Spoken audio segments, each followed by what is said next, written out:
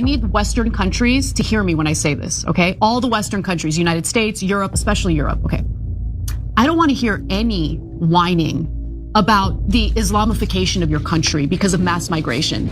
As you aid and abet, or at best case scenario, just remain silent at what's happening in the Middle East because Israel wants to build their empire. Okay, the mass displacement that we've seen in the Middle East is the result of us going into countries, bombing countries, overthrowing, governments that Israel doesn't like. All of that stuff has led to mass migration of Muslims. You think they want to go to your stanky ass country? No, I think they would rather be in their homeland, but they can't live in their homeland because it's been bombed to smithereens.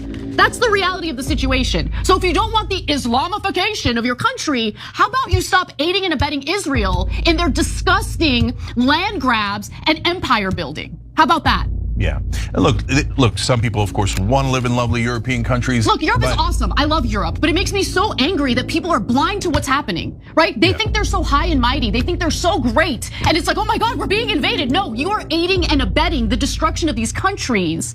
Where do you think people are going to go? What do you think is happening with the Palestinian people right now? So let me give you a quick example. So Israel's been agitating for a regime change in Iraq.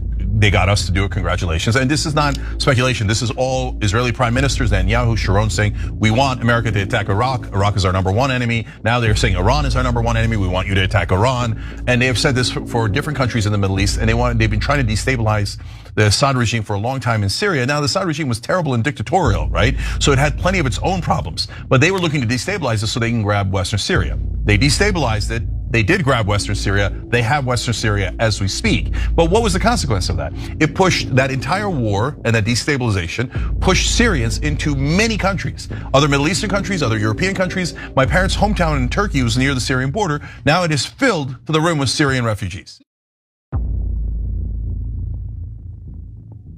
That's what happens. People get displaced. So when you see the displacement of endless numbers of people from various Middle Eastern countries, ask yourself, why is this happening? Because I guarantee you, people aren't just deciding they're gonna leave everything they've known in their homeland and invade your country. That's not what's actually happening. If you want that to stop, okay, whether you're in Europe or whether you're in the United States, stop voting in favor of politicians that put Israel up on a pedestal and put their own people down, put their own people second. Because if you're gonna do the bidding of Israel, you're gonna keep getting mass displacement of people in that region of the world. That's the reality of the situation. Israel never suffers the consequences, everyone else does.